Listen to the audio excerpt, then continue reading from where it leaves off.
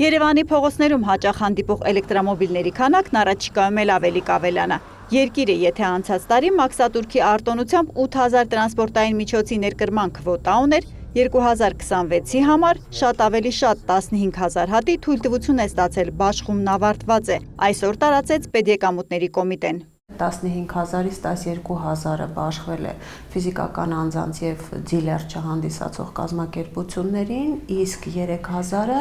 անմիջապես արտադրողի հետ պայմանագիր կնքած ներկայացուցիչներին։ Թեպետ որոշումը նախատեսում է, որ եթե այդ 3000-ը չսպառվի, ապա դա նույնպես կվերաբաշխվի։ Մաքսատուրքից ազատող հերթական այս որոշումը ուժի մեջ է մտնելու հունվարի 22-ից ձևակերպվող ներկրումների համար։ Արտոնությունը պետությունը տալիս է պայմանով, որ երկիր բերվող էլեկտրամոբիլը բավական թարմ լինի։ Այս երկու ծածկագրերն են,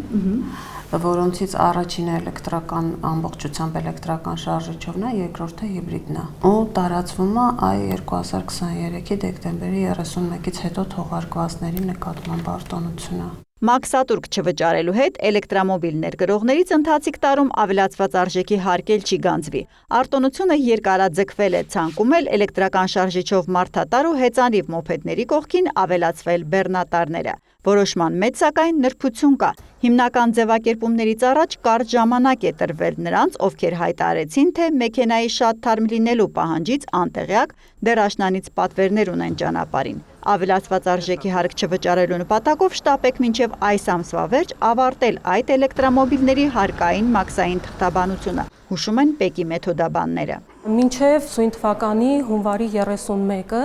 ավելացված արժեքի հարկից ազատման արտոնությունը կիրառվելու է անկախ նշված տրանսպորտային միջոցների թողարկման տարեթվից։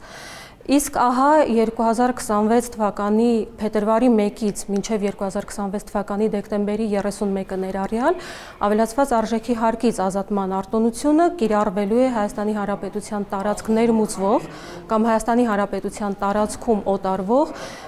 2023 թվականի դեկտեմբերի 31-ից հետո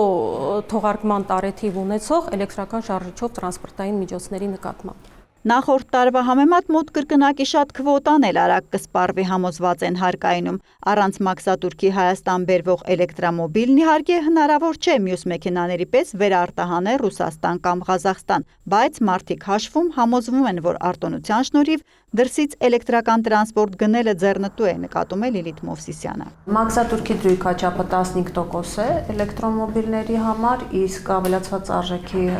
հարկը 20%, հետևաբար շուրջ 35% մի փոքր ավել, քանի որ ավելացված արժեքի հարկի բազայի մեջ նաև մաքսատուրքն է ներառվում։ Այդքան չափով ներկրողները ազատվում են։ Այո։ Իդեպ ՊԵԿ-ը սկսում է վերադարձնել էկոնոմիկայի նախարարի հայտարարած էլեկտրամոբիլի ներկրման քվոտայի պատճառով անցած տարի գանձած մաքսատուրքը։ Ցուցակում 636 տրանսպորտային միջոցի հայտարարատու է։ Գումարը հետ ստանալու համար նրանք պետք է էլեկտրոնային դիմում լրացնեն։ Հերմինե Բաղդասարյան, Աշոտ Խաչատրյան, լուրեր։